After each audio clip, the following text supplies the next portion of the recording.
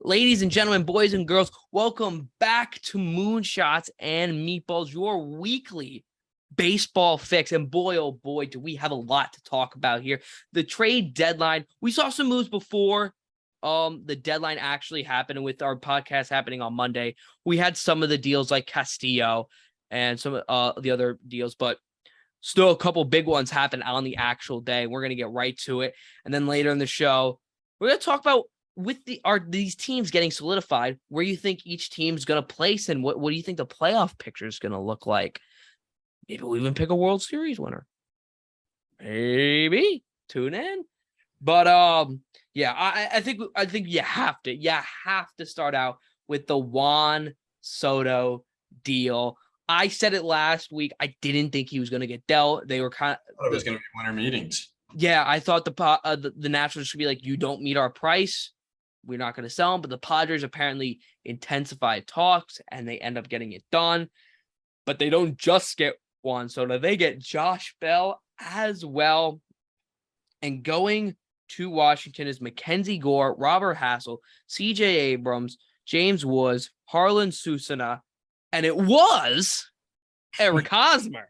Yeah. But it switched to being Luke Voit. And by the way, I don't know if you know this, Luke Voit in Washington is mashing baseballs right now. Good for him. He's hitting like 330 right now. Like he'll I think they'll end up flipping him. Yeah. But good for him. Like after like what happened with the Yankees and he struggled with the Padres, good for him. But what were your thoughts on the deal? And then also tell us how you thought about the Hosmer business. I was all for the chaos. Oh, yeah. My initial thoughts are this is going to be a trade that's going to shape baseball for the next 5-10 years, maybe. If they can lock Soto up and keep that core of him and Tatis, the Padres are going to be a mainstay and competing for the next 10 years. At least. Yeah. So, I mean, just seeing a blockbuster like that on trade deadline day, I mean, you don't really see big superstars that young get dealt.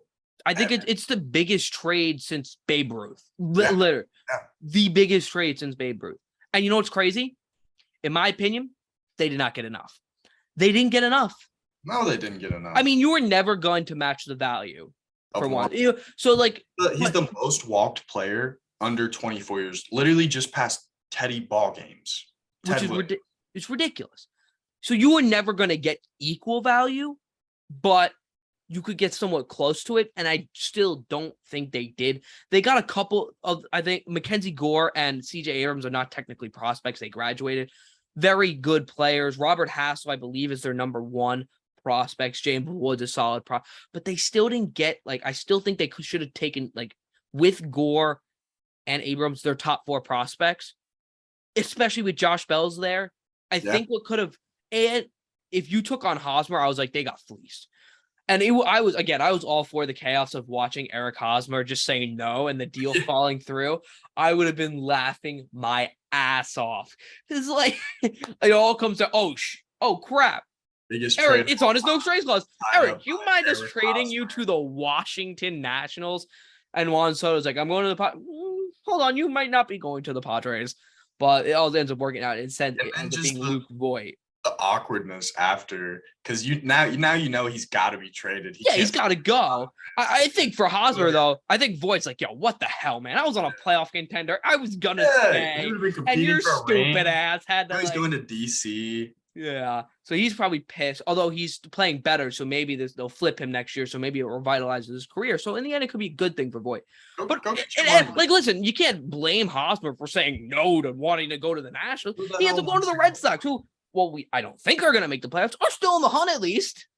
Yeah, at least they're over 500. Yeah, so if Hosmer was in that deal, though, I think it would have been an absolute fleece just because of the contract they're bringing on. But I still don't think I think this deal, I would have been okay with it, even with Soto and Bell, if they unloaded Corbin. If you got rid of that Patrick Corbin contract, I would have been like, you know what? That contract might be the worst contract in baseball history. That's how bad it is. It's up there. Like that and like the Cano deal and a couple of Jason Hayward. Yeah, really bad deals. Jason Bay. Yeah. Carl Crawford. Mike or Albert Pujols, no offense. The machine's the machine. But like that Angels deal at the end was yikes. But that deal was I think it's worse than any of those. So if you were able to unload that deal, I think you can live with that return. I would have been like, all right, I think that's a fair deal. I would still call the Padres winners, but you got good bang for your buck there. You didn't. I don't think they got enough. I really don't. Not even close. You can never get enough for Juan Soto. So No. speaking of an outfielder in that division, let's pivot to another trade made by the division leaders, and the Dodgers getting Masher, Moonshots, Joey Gallo from the Yankees for right-handed pitcher Clayton Beeter. How'd you feel about that trade? For the Yankee side, I mean, you're getting Beeter was the Dodgers' 15th best prospect. That's an absolute win. To get rid of Gallo and to get a top 30 prospect, a top 15 prospect, absolute win. For the Dodgers, I think they gave up a little too much. Definitely. I think if you were going to give up a top 30 prospect, like a top, maybe like 25, you're looking maybe at more of an older guy you're probably trying to give up. That could be maybe a pen guy or utility, but still has that like high floor kind of guy. That's what I'd be giving up. So you gave up a little much, but why not take a flyer? Like in the worst case, he doesn't pan out and you trade him again or you release him. Best case, he becomes a vital part of your team and helps you win a World Series. And in between, maybe he's a decent player and you just flip him because you got other outfielders. So I like it. I think they gave up a little too much, but I like it for both teams. I like them going after the depth. You saw it kind of last year when Max Muncy got hurt towards the end of the year and they didn't have another power bat to be able to come off the bench and bring in that role. Now they add Gallo, who's boom or bust, of course, but we've seen him had an incredibly successful season. He doesn't need like a big run, especially when it comes. Like if he gets 2 weeks where he's just hitting 300, mashing bombs. I mean, he doesn't even have to play every day in this lineup. He can catch 2 games a week, an occasional. Only see righties. Yeah. Like it's no lefty matchups. And I also really love the deal for the Yankees because you see them. They unloaded a lot of pitching prospects to get Benintendi and the other additions. Frankie Montas. I think they gave up I think it was 8 of their top 10 pitching prospects, something like that. And this guy will fit nicely. Yeah, and Gallo wasn't going to do anything for you if you're the Yankees. They would have taken a bag of balls for him. Yeah, so I think it's a win-win for both teams. The 2 best teams in the league right now, just kind of helping each other out. Maybe they see each other later in the year. Maybe Joey Gallo hits a revenge bomb in the series. That'd be crazy. That would be crazy. I think another team that did, unfortunately, had themselves a good day was the Philadelphia Phillies. They get David Robertson for Ben Brown, which I thought Robertson would go for a lot more. I think that's an absolute win. I think Ben Brown was a good pickup. Everything that I don't think Ben Brown's bad, but I expected more for David Robertson. I understand he's an old guy that you're paying for him just for this year, but I thought he was probably one of the top bullpen arms on the market. And to only get one prospect that wasn't a top 10 prospect, really, or it didn't sit well with me that much. I will say they made 2 deals with the Angels. They get Brandon Marsh and Noah Syndergaard. I'll combine them because 1 and 1 for each. Brandon Marsh and Noah Syndergaard for Logan O'Hoppe, their 3rd ranked prospect, their best hitting prospect, who is a catcher, and Mickey Moniak, former number 1 overall pick. Been underwhelming so far. Yes. No.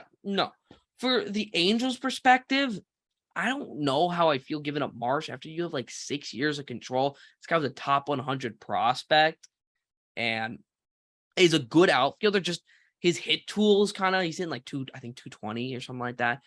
So I was pretty iffy, but getting Logan O'Hoppe back is a great return. So I'm okay with that. Syndergaard for Moniak is a weird one.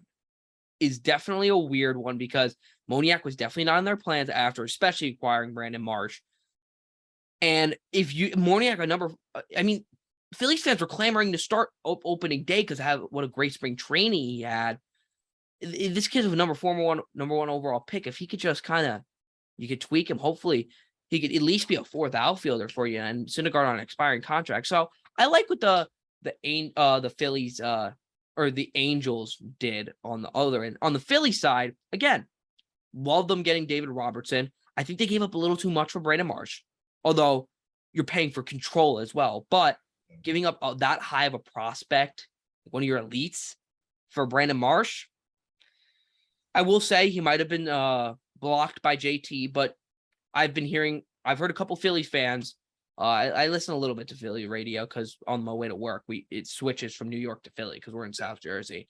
They think in a couple years you might have to move JT to first base, so then there would be an opening. But right now it's blocked, so it's kind of. I think you got a good player, but you might have given up too much. The Syndergaard one I like because Moniak just, especially once you have Marsh, Moniak needs to change scenery. He's not going to do anything with you, and getting a guy to solidify your rotation is great. Syndergaard as a third that's his prime position in a starting five.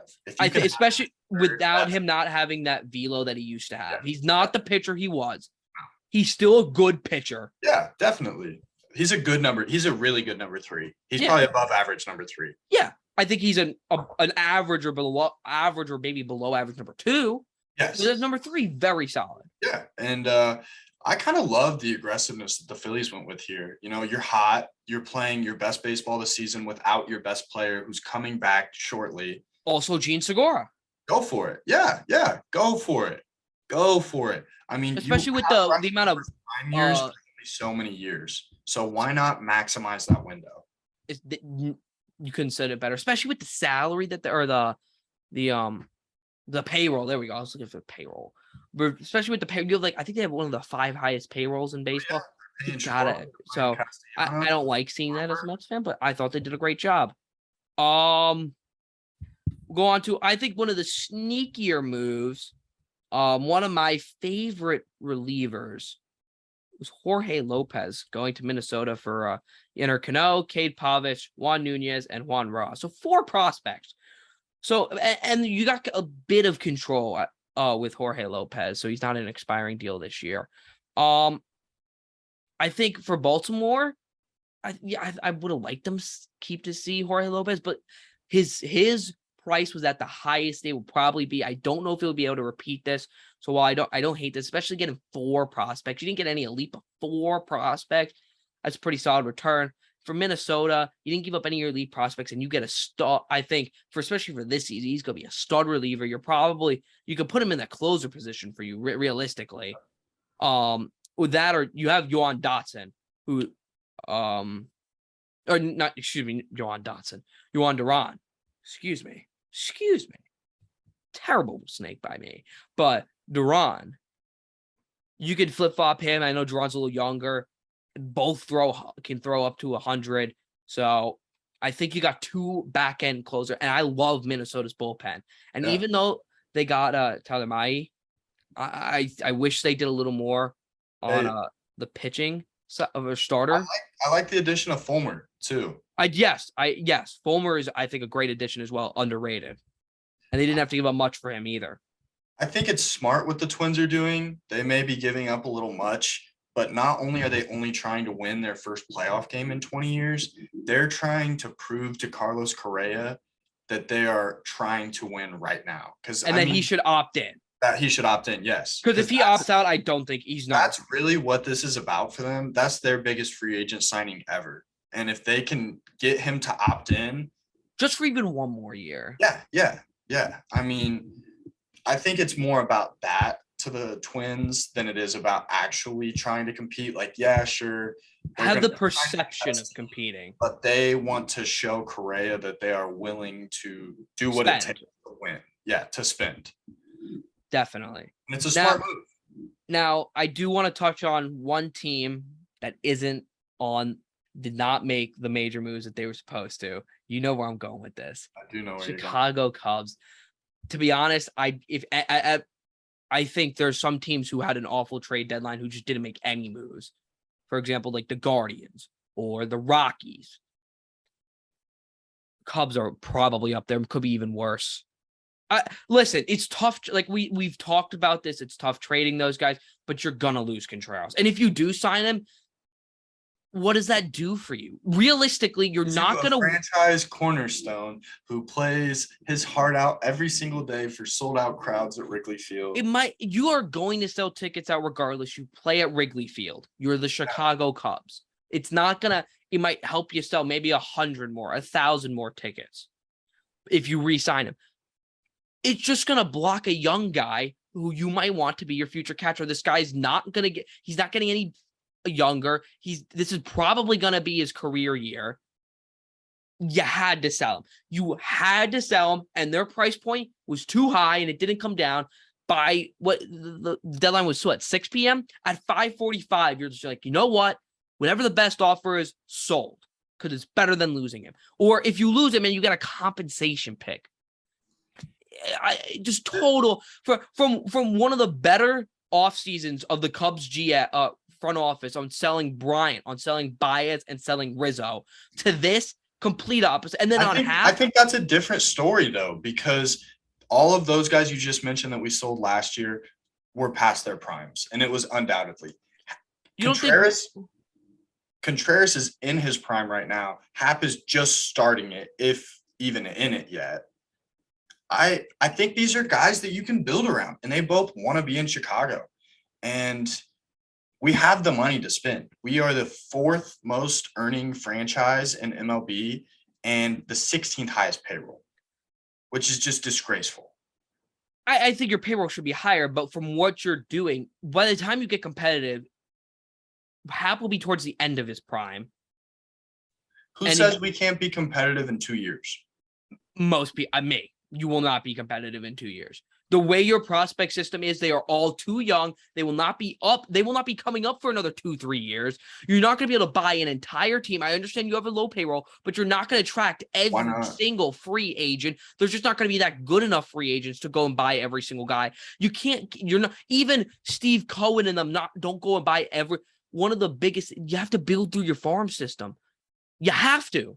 You can add pieces around it, but you have to look at every team. Brennan Davis, PCA, Canario, they're coming. They're not due for another 2 years. Exactly, 2 years. They're not going to be all of them are not going to be studs when they come. That's what happened in 2015, 2016. They were all studs right away. I think this. And they supplemented the guy. You had guys like Jorge Soler come up, supplement right away. You had a guy like Wilson Contreras come up, supplement right away. Same with Javi Baez. Ian Happ even came up and supplemented. It's unrealistic. Is it possible? It is, sure. But why are you taking those betting odds? To me, because Josh, I love the Chicago Cubs. No, I'm not talking about you. I'm talking about their front office, who has to think with their head, not their heart. And they do. They get an F for me, because you could, if you didn't want to deal Happ, you couldn't get I can understand it a bit, because you can also, you have control still over him, so you can deal him at the winter meetings. And I do think his price point won't be as high, because teams are not looking for that center fielder for this postseason run. They're now looking for an entire season. So it will not be as high, but you could still sell him. And I think they will. You had to sell Contreras. You had to sell Contreras, and you didn't. You didn't. You did okay. And then when the asking price isn't met for the best catcher in baseball, you don't just lower it. He's not the best catcher in baseball. I'm sorry to tell you. I have two higher. Who? Kirk. 100 Kirk. And I think you can say that's, if you don't. I'd say that's debatable. He's not as good defensively. He's not as good defensively. And nobody runs this one. up. You could say it's a bit premature, but. Don't say Adley. Don't even rush. Look at his Okay, cool. The highest on base percentage in baseball after the All-Star break. He can't even drink a beer yet, dude. I don't even want to hear it. That good. Yeah, he is good, but let him do it for a while. I'm just talking about right now. Listen, I believe in Adley. I know you probably do. Everybody loves him. Yeah. But all right, so that's not the point though. Wilson Contreras is a top elite catcher. I don't know if I would say elite, because I don't know. Easily top 5. Easily. Yes, but I don't know if there's any elite catchers currently. If there's any in that, I don't think. Listen, my opinion, there's no catchers currently in that elite tier. I think he's in that all-star tier. He's one of the best in this position right now. I just think it's very thin catcher, and you would agree. I know you would. You had this. I understand the price point might not be getting the best prospect in there. I don't think the Cubs are as far away as you think. I Nico is a think- guy. Nico Horner is a guy. Okay. He is one of 3 players hitting over 300 and top 10% and outs above average. I like Nico Horner. I do. Christopher Morel, a guy. Seiya Suzuki, a guy. Yeah, you have guys. A dude. They're all dudes. Yes. Nico Horner is a borderline Nico all-star. is a dude. Borderline all-star, is going to hit for average. Most of his career is going to be a 280, 300 hitter. Yeah. But he's not going to. And insane with the glove. What else do you want? Yes, he's a good. No, those are players you need. Yeah. But they're also not the players that are going to win you champion. Those are the players that help you win a champion. Those are not the players on a. So listen, and I understand you're a Cubs fan, so you're going to be biased. 100%. I'm not denying that. So, but I think if you speak to most analysts and most people who watch baseball, the Cubs are pretty far away. But keep out in the Chicago Cubs. We will move on from the trade deadline because now the teams are solidified. No more trades unless somebody like to pick up somebody that's designated. These are the teams and your current standings with the Yankees being the 1 seed we'll start with the AL. Yankees being the 1 seed, Astros being the 2 seed, Minnesota being the 3 seed, and then it froze. All right, hold on. Then we got the Blue Jays, the Rays, and the Mariners. Then on the NL side, you have the Dodgers 1, Mets 2, Cardinals 3 right now, which they've been playing good baseball. Then you got the Braves first wild card, Phillies the second wild card, Padres the third wild card. So we're gonna go over where we think each team finishes. Do you want to start AL or NL? I'll take it with the NL. You can get going with the AL. All right. You start. You'll start. Right. You start with the NL. So who's your number 1 seed in the NL? Everybody's starting to get hot right now. Bellinger just hit 2 bombs on Sunday Night Baseball. If he gets hot, they're unstoppable. The pitching's been great. It's hard for me to see. I mean, the Mets are for real. I'll admit it. The Mets are for real, but it's hard for me to see. I'm going to need to see something more to have somebody dethrone the Dodgers. I have the Dodgers as well as number 1. I think it's not that the Mets aren't good. It's just that there's a bit of the Mets can, like, when come playoff time, the Mets can definitely, it's going to be, if they were to come face to face, the Mets can beat them. The Mets will stand a fighting chance. They'll just the same fighting chance as the Dodgers will, but I think they're just a little bit ahead on the record wise. I think both teams are playing great baseball, but I think the Dodgers are just, they've been doing it so often. They're just used to this kind of. Definitely. And they don't have anybody breathing down their neck as well. Yeah. Padres are 16 out. So they can I think the rest of the picture, though, in the NL probably stays the same. Wow. I mean, unless the Brewers get hot, but the Brewers are known to choke when it comes around to playoff time. The exact same seed, you believe? I think for the division winners, yes. All right, I'd agree. I think for the wild card, I think it could be any order, but I think it's those 3 teams. I don't see anybody really leapfrogging the Braves for that first wild card. It's kind of just Phillies, Padres could flip-flop, but I'm pretty similar. I think the Mets come in second. And I think the top 2 teams, obviously. I think for me, I talked about it on a previous video on this channel, or on the YouTube channel at least. The previous series from the Mets really solidified me as I will not say until we get the clinch that the Mets will win the division, but I am as confident as I can be in the Mets winning this division. Yeah. And it wasn't just you beat the Braves, you beat them down. You dominated that. Even in the game you lost, you were down 8-0, and you come back 8-5, and they had to use their bullpens. They had to sweat it out. It was complete dominant. I was at one of the games, the Peterson game.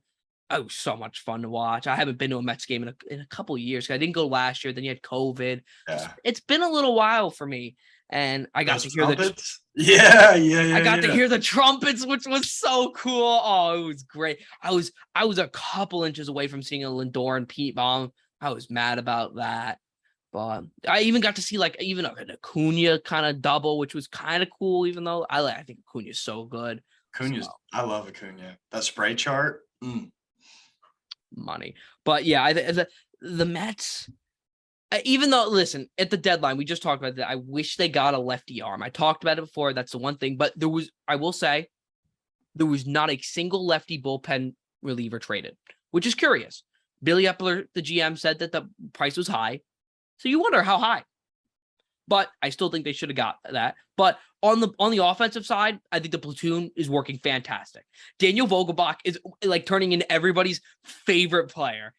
Watching him run first to home was amazing. Like, you can't tell me you didn't enjoy it. Oh yeah, I mean, I've been seeing this guy for years in Pittsburgh, and it's funny. Everybody realizing him now is like, because nobody embraces the big guys like the Mets fans. Bartolo, like, we embrace the big boys better than anybody. And Vogelbach fits that. Daniel Ruff hits very well against, lefties. Naquin has been fantastic already, platooning with Canna a bit. And with this, it allows Escobar, who's as a switch hitter, far better against lefties than he is righties.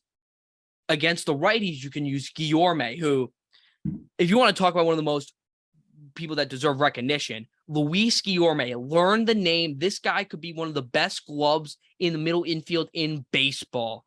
He is ridiculous. His glove is insane. Third base, second base.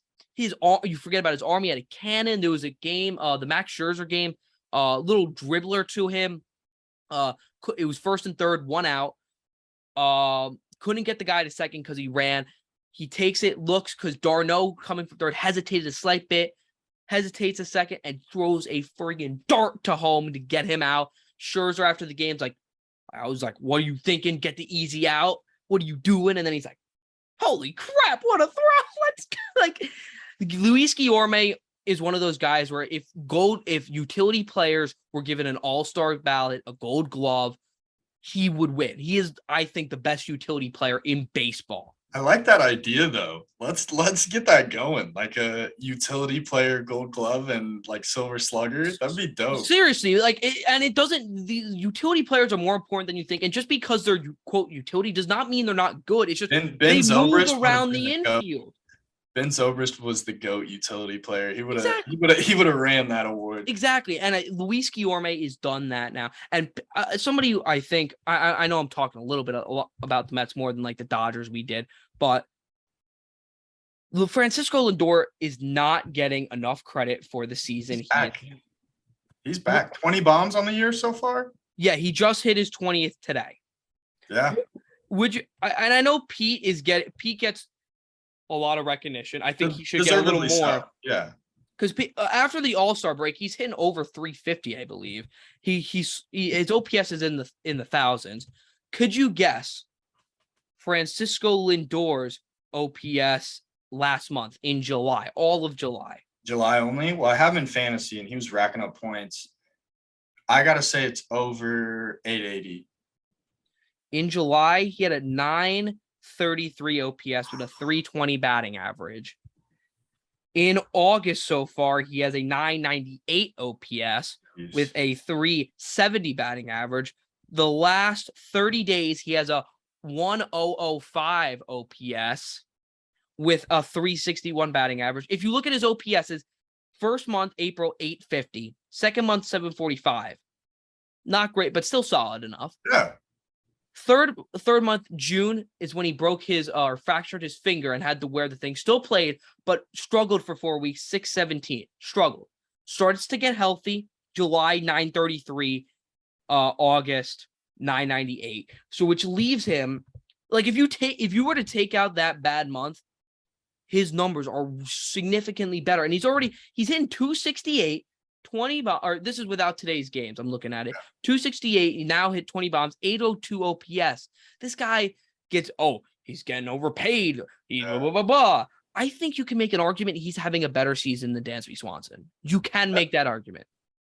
I'd be there. In my opinion, I think the top two shortstops are pretty solidified in the game. I think it's Trey Turner and Bogarts. I think those two are a little better than the other two. And then I think the next three are in the same group, and that's Lindor, Dansby, and Tim Anderson. And you can flip-flop each of them. But he's a top 5 player in his position, and he just doesn't, because of the amount of money in his poor season last year, he doesn't get enough credit. Yeah, I think the Mets are for real, and his playoff experience is definitely going to help a team like that.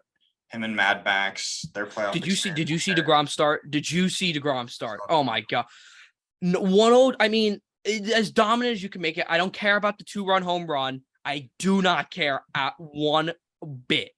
He's throwing 102 fastballs, and he hit a 95.7 mile an hour slider. That's gross. 95. The average fastball in baseball is around 94, 95. And you have to hit it as a slide. How could you? It's ridiculous. He threw, out of all the sliders he's threw, look at this stat. All the sliders he's threw in that start on Sunday, all of them but one were swing and misses. And the only one was the batter that got walked.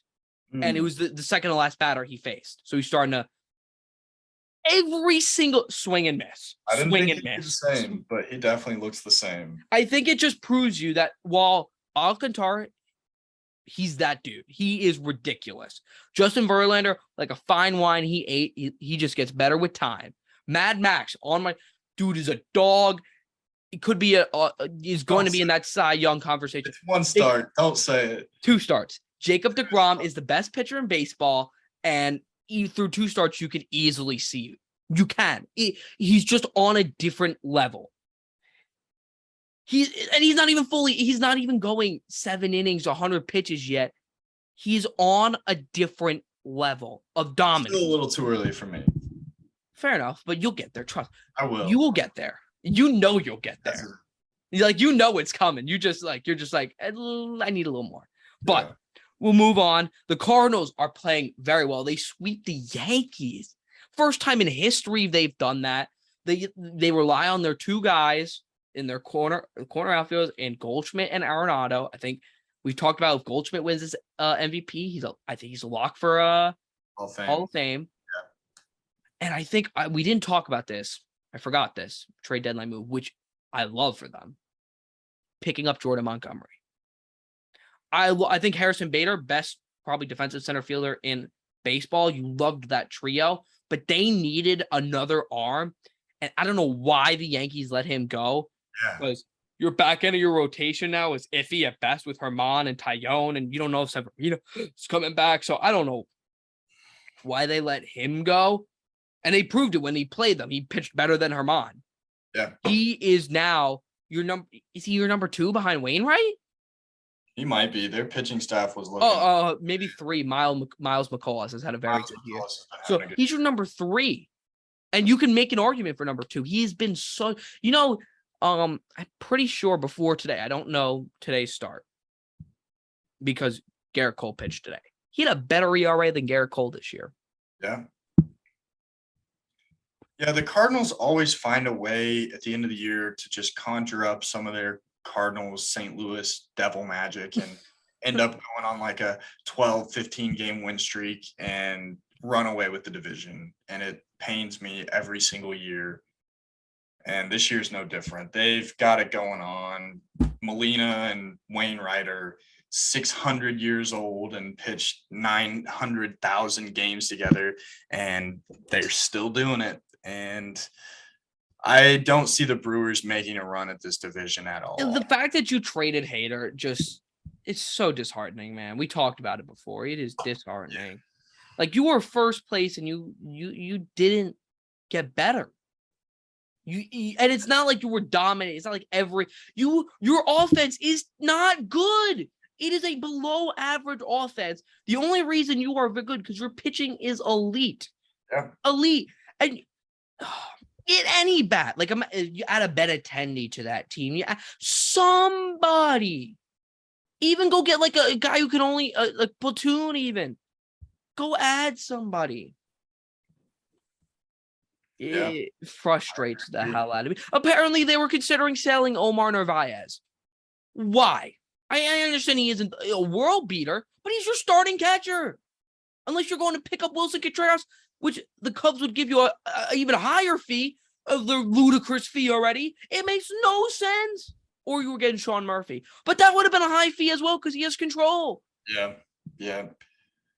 They Yeah. pissed Who me knows? off. Who knows what's going on in Milwaukee? They're always a wonky franchise. Moving on to the wild cards. Yeah. I think the Braves solidified that top. I know they just got put down by my New York Metropolitans, but that I think they're gonna bounce back. I think they just played the Mets. It was 4 games in 5 games in 4 days. And I think the Mets are just a better team overall. I still think this Braves team can win a World Series. I think they're still lacking in some areas, but this team is definitely up in that category of the top teams in the NL who can make a run. They're just going to be the number 1 wild card team. Yeah, agreed. Austin Riley is dirty. Dansby Swanson's having a great year. Their X factor to me, I think their pitching is going to be okay. Did you hear before we talk about this? I'll talk about did you hear Spencer Strider's comments? After he went 2 2/3, I believe is the exact line against the Mets, like forward, and he's like, the Mets they got lucky, which we did get a couple lucky hits, but still, we also got a couple ropes. He's like, they're getting lucky. It's August. We'll see what happens in October, buddy. And then he's like, how do they grind out at bats so well? He's like, well, when it should be 1 and 2 instead of 2 and 1, it really helps. It's like, buddy, first of all, you've never played in October. You're a friggin' rookie. And then you're going out there blaming the umpires. Like, that is such a loser mentality to me. It's insane. And I think Spencer Strider can be a top pitcher in this league. He throws gas. He's but firing up the boys. I think Kyle Wright, Charlie Moore guy said, dude, wear it on your chest, man. If you really believe that, fine. That's a loser mentality, but fine. You don't go tell the media that. You're just starting some crap, especially when you play the Mets. If you played the Reds and they tatted you up, you could say, okay, they got lucky. Fine. But you're playing another good team who just beat your team down to a pulp, and your team also struck out 19 times on the offensive side. You weren't winning the game. Get over it. I love it just because it riled you up and just get that rivalry going. I'm just such a oh my god. Phillies are always going to be number 1, but it was between the Nationals and the Braves for a long time, and the Braves have very much taken the number 2 team on teams I hate. You got the Yankees up there, the Nationals, Marlins but still down. They're like the little guy, and the Dodgers are there. Those Phillies though. We'll get to them. Hold on. Well, the X factor to me for this Braves team, if they want to make a run, Ronald Acuna. If he snapped his home run drought, longest in his career, 70+ at bats against the Mets in the first game, he had a nice series. If he gets going and becomes the Ronald Acuna that we know, changes their lineup because now it takes a lot of pressure off of Dansby. Matt Olson doesn't need to be swinging for the fences anymore. Hopefully he can, as a Braves fan. Austin Riley, realistically, Acuna is your most talented and best player, but Riley is playing like that this year. But if you have Acuna, it takes a lot of pressure off of Riley as well, and he's still doing his. So it changes your lineup completely. And to me, they're gonna live and die with Ronald. Yeah, I agree. Yeah, the outfield's what that offense runs through. I don't see them losing that number 1 spot unless my Phils continue to stay on fire, and I think they will. It's going to be fun to see the end of that race go. So do you have the Phillies as the number 2? Because I do not. I do not have the Phillies as the number 2. They're getting Bryce Harper back soon, maybe 2 weeks. Derek Hall exploded onto the scene. Reese Hoskins and Alec Boehm have been mashing. Schwarber's leading the NL in bombs. You just add Syndergaard to your rotation. I think everything's going right for them right now. And if I they can, agree. I think since they've fired Girardi, it's been a new team. yeah, I will say everything's hitting right now. This is a team that hits and misses, so they have to stay hot, because if they don't, they're gonna go the complete 180. Would you agree? yeah, Because also their defense is playing relatively well. yeah. If they go cold, Bohm's gonna be. He's been solid defensively the past month. Yeah. You know that can change. He's not a good defender. Yeah.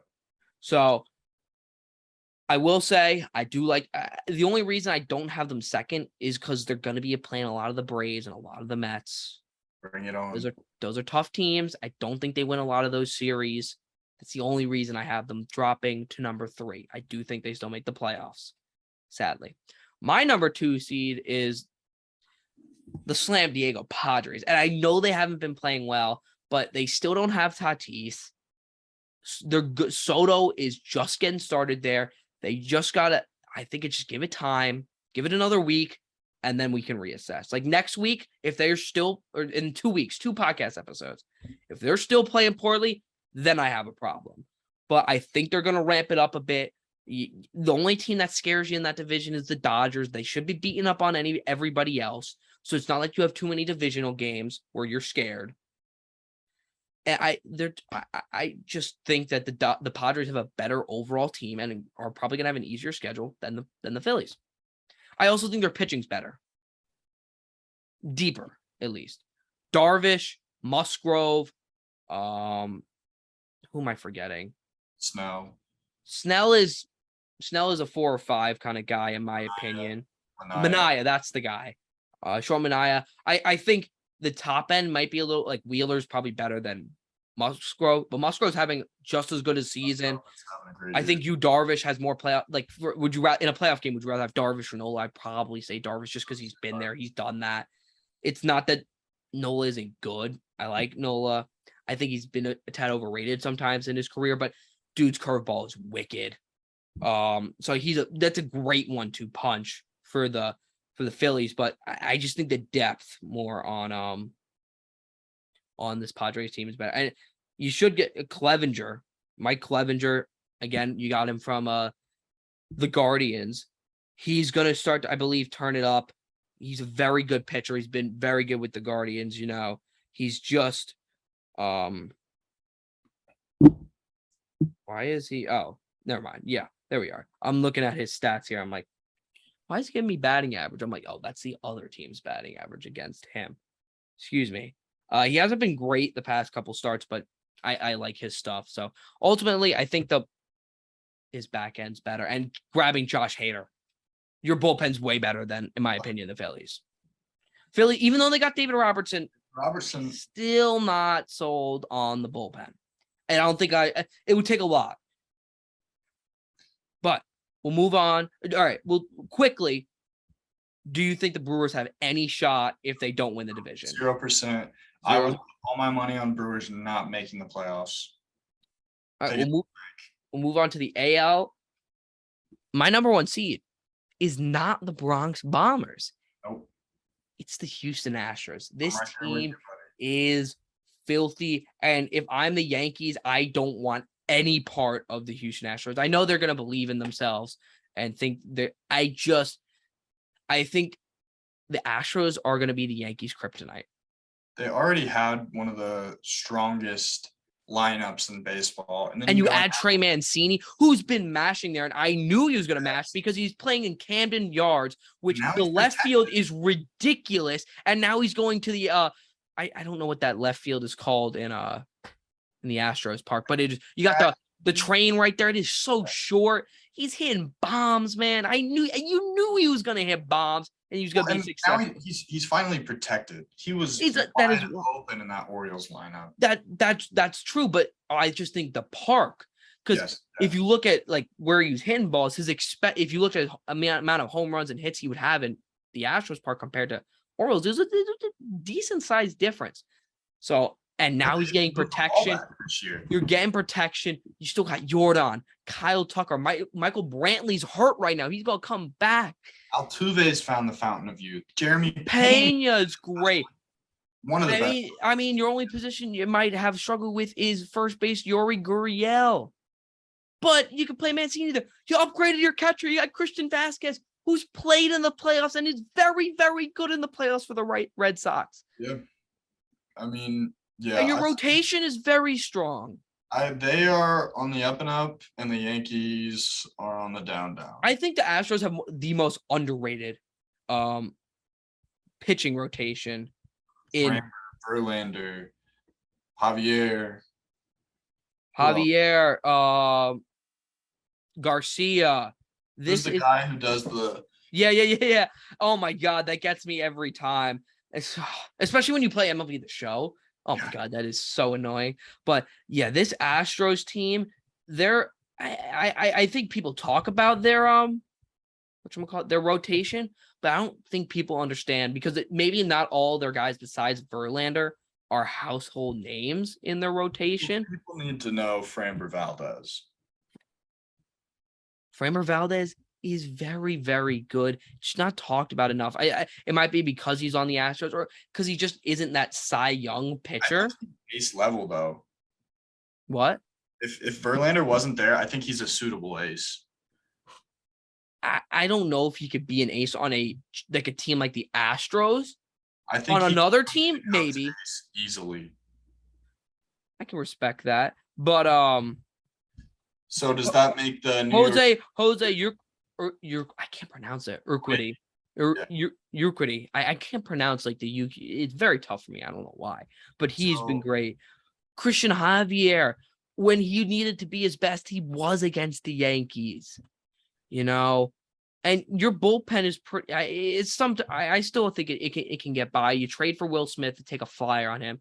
Ryan Presley has had a solid year, really. 3 ERA has blown up a couple times when you wanted him the most, but still, I like Ryan Presley. You got other good arms like a Brian Abreu, a Ryan Stank. Very good. I love this Astros team. I don't think anybody wants to play the Astros. So does that make the New York Yankees your second team? Yeah, you can. Yeah, and I mean that with the AL Central, seriously, has to be. And I understand you got to be a little worried if you're the Yankees, but overall, it really doesn't matter right now. But you're still worried because you need to have momentum going into the playoffs. But overall, you can take something, but you're also not having your, Carpenter just got hurt, which problem, but Rizzo's hurt. You got some guys out. It's not Stanton, so this is not your team that you're going to go into October with, but you're still a little bit worried. I think the bullpen is very good. Besides you, I am worried. The biggest worry for me is Clay Holmes. He's been getting shelled recently. He hasn't been able to locate his sinker. That's a problem. That is if I'm the Yankees, that's my biggest worry. Yeah. Because he wasn't that guy on Pittsburgh. So you're worrying, is it the innings getting him? Is it just he's hitting that kind of dud in his season that some guys get? What is it? Because if he's just falling off, like he's got too much innings, you're screwed. You are screwed. Because I know Chapman is starting to play well, but I'm not buying into Chapman regaining his form. He doesn't throw 100 anymore. He's not going to be that dude. I am worried about Clay Holmes, but the offense Judge is going to win MVP. He's a monster. He's taken over the league lead in RBIs. He has at least 15 more home runs than the next guy. Dude is hitting around 300. Is the MVP. Shohei has a conversation. I do, but I still think Judge is going to win, sadly. Stanton mashes. Rizzo, very good. DJ LeMahieu's getting his average up. Benintendi's another table setter like LeMahieu can hit 300. Trevino's, I think Trevino can be a little overrated sometimes, but like for what he gives you, he's very solid, especially with a thin catcher league. I like Trevino. I just think sometimes he can be a little overrated by Yankees fans, but overall, very solid player. I think you need a little more from Donaldson. I think Gleyber Torres can be a little underrated at times. Very clutch. So As long as the Yankees can get these guys back who have been hurt, maybe 3-4 weeks before the playoffs, get into a groove, back into that groove with those guys, I wouldn't be too worried. I'm not panicking yet if I'm a Yankees fan, but if they're still, going 6-4 out of their last 10 or something around that, around 500-ish ball, the last going 20 to the games, playoffs, then I'm kind of panicking.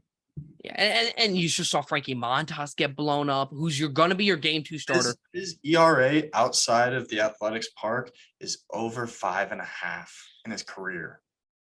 That work. I mean, Cole. I mean, Cole's a top elite pitcher in baseball. Is he overpaid? Absolutely. I think everybody knows that by now. But is he going to be? Can he pitch those big games for you? If Severino, I like Nestor Cortez. I think he's just a little feisty guy. I'm curious to see how he does in the playoffs, because will that all feistiness and kind of trying to outmaneuver batter work in the postseason? Or is it because in my opinion, it's more about the stuff. Yep. Do you have the stuff? But we'll see. If Severino's healthy, I think he's a nice add, but I'm not big on Herman. Jameson Tyone, I'm not big on. So we'll see. I know we're ripping on the Yankees a bit, but this team can still win a World Series the way they match baseball. Definitely. Their offense is ridiculous. 3 seed, bit of shocker here for you. I am going with the Chicago White Sox. And I know it's a bit of a hot take. I see where you're.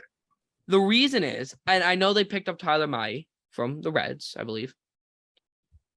I just don't. I think I understand right now. Here, what's the standings right now for them? They are the Twins. They are 2 games back. Two. So it's a toss up right now.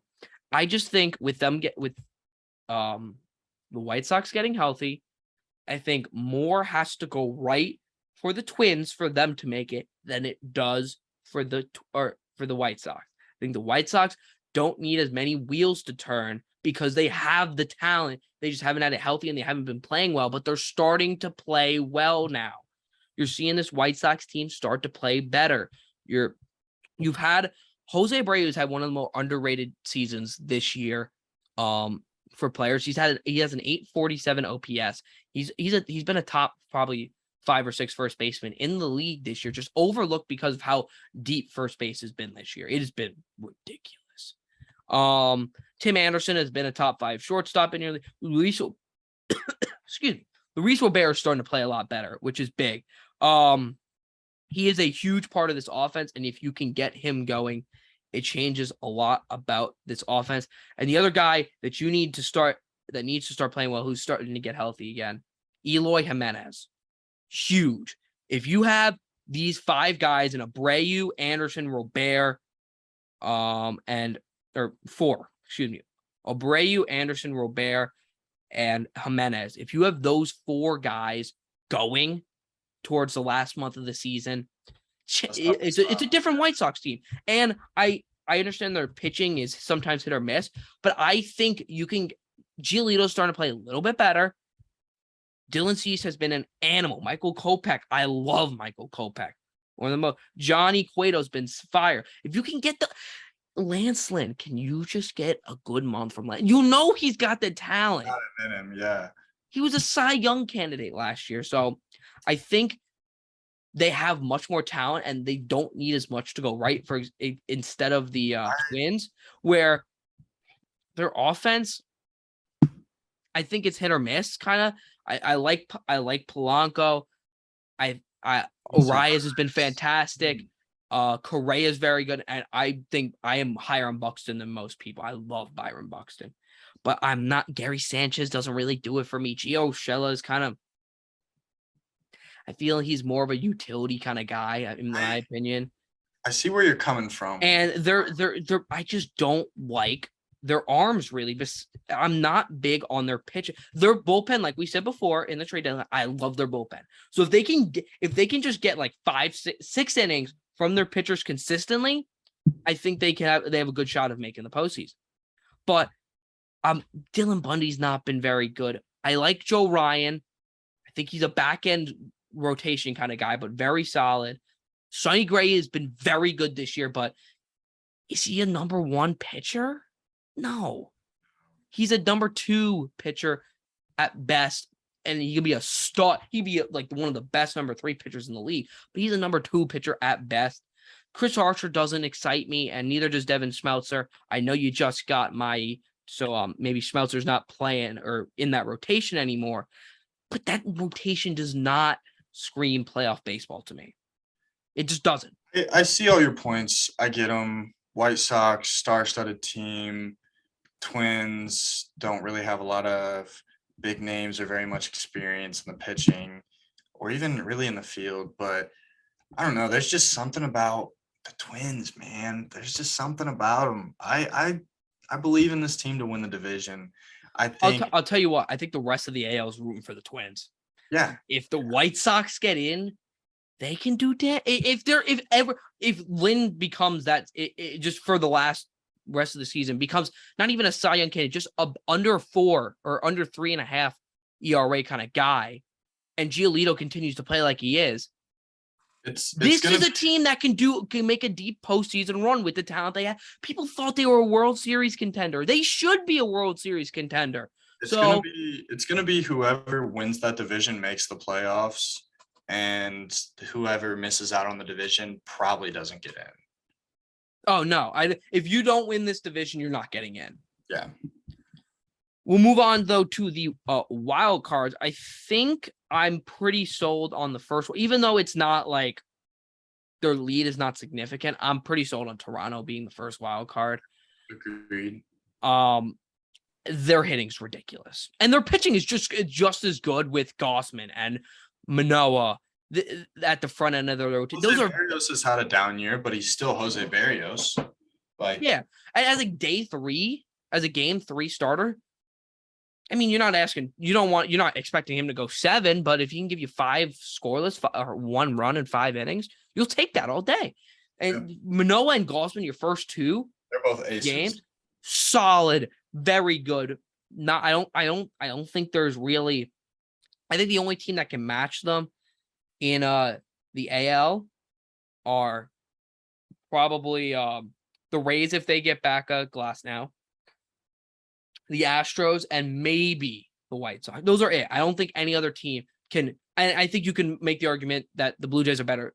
The first 2 guys are better than all of those. Yeah. You can make the argument. Again, I think Vlad's going to be Vlad. I think Bo Bichette's starting to get hot again. Teoscar Hernandez, you know what he is. He's going to break. He has. Alejandro Kirk's been arguably the best catcher in baseball offensively. Offensively, no doubt. Overall, you arguably the best catcher in baseball. This is a team that I think a lot of people thought could make the World Series. Now not as high on. Watch out. Definitely still can. Yeah.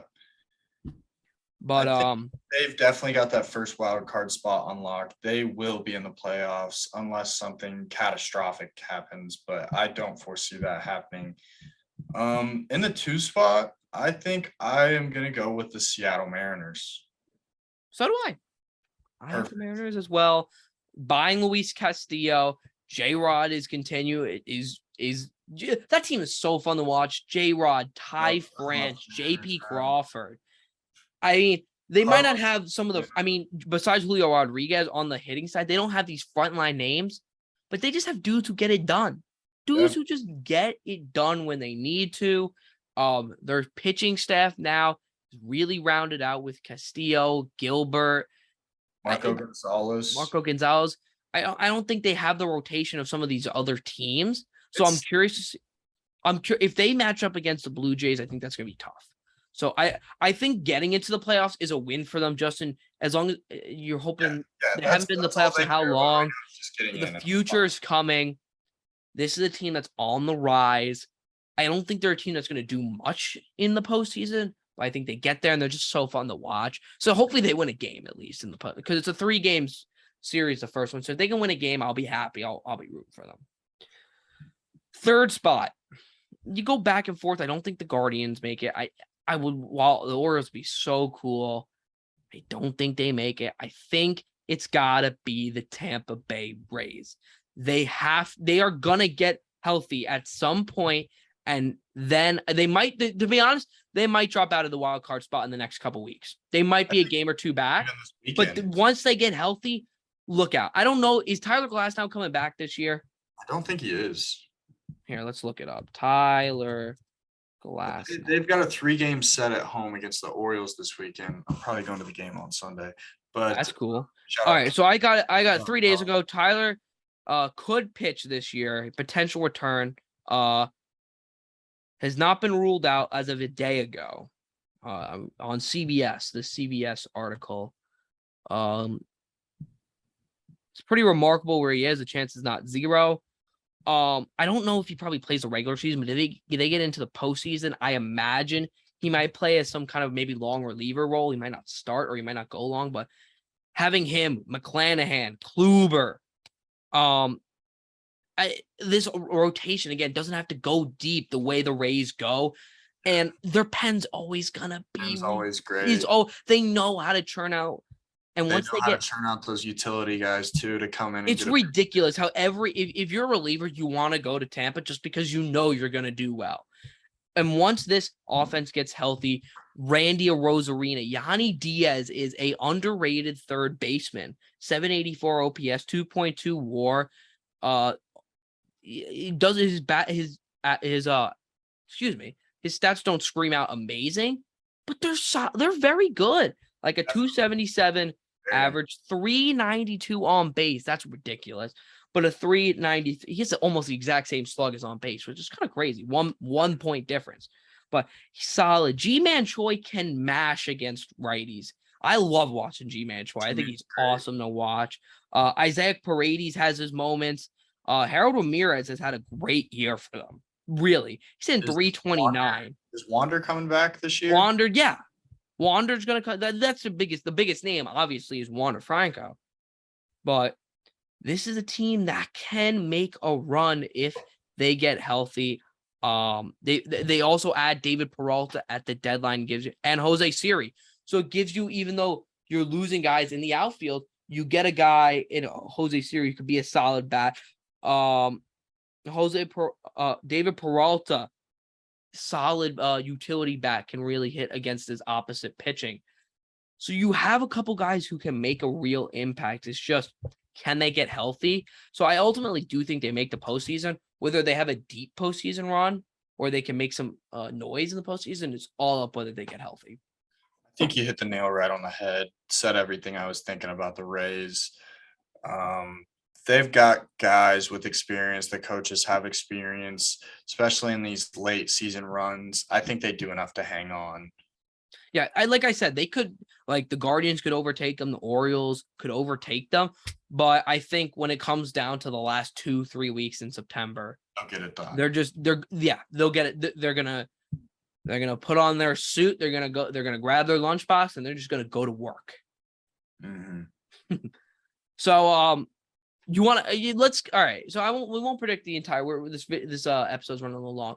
Just give me your World Series World Series matchup. Matchup. There we go. And your winner in how many games you think?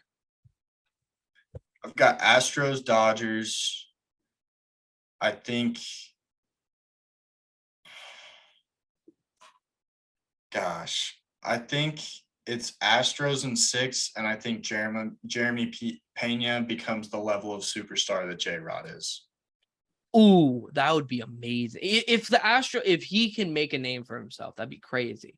Especially with Correa leaving. He's had a fantastic year. I think you know where I'm going to go. I didn't pick him in the beginning of the year. I did not. Like on my radio show in the spring. I did not. Because I picked the Mets the year before. I picked my sophomore year. I picked the Mets. They did not make the playoffs. Because the Mets are a team that once they get into the postseason, it's like the past couple of years, you don't want to play them. It's just they never got there because of the pitching. you didn't want to play them, but they just couldn't get it done in the regular season, which is tragic. But I'm gonna have the Mets facing, I think the Astros. I'll take the Astros. I don't like taking both 1 seeds in baseball. It doesn't happen often. It does happen, but similar to football Watch or out for those hockey, Phillies. especially hockey, or especially you don't see both 1 seeds more often. Team to watch out for. Obviously, the Yankees, the Dodgers, the Braves, these teams can all make it. I like the Blue Jays. I like the Blue Jays a lot. If I the think- Astros are the number 1 seed, they would play the 1 or 2 wild card seed. If the Blue Jays beat the Astros, I think that winner They're locked in. will make the World Series. I obviously the Yankees can still make it. Don't make any Yankees hate. The Yankees are a good team. I just the way they're playing now, and I like this Blue Jays team. So, but I'll take the Mets in 6 over the Astros, and I'll be celebrating like no tomorrow, baby. Yo, you would. Oh, Be insufferable. I don't even want to imagine it. I would. To be honest, I wouldn't be that insufferable. I would just be like, let's party, man. Like I'd bring everybody along for the ride. First round would be on me. First, like 3 rounds, dude. Okay, come on. Maybe a little over. 2015 still happened. Yeah, but we didn't win.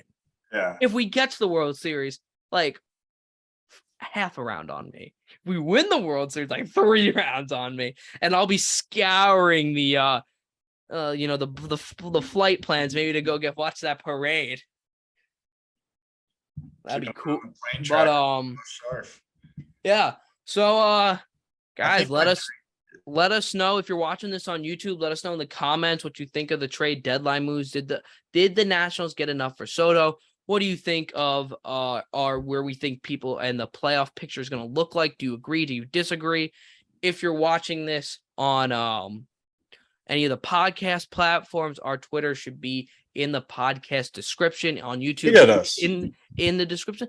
Give us your opinions. Let Tweet us at me. know. I will If our gladly opinion- tweet back. Yeah, let us know if our opinions are crap or if we're geniuses. Thank you guys so much for listening. This has been Moonshots and Meatballs. We'll see you on the other side.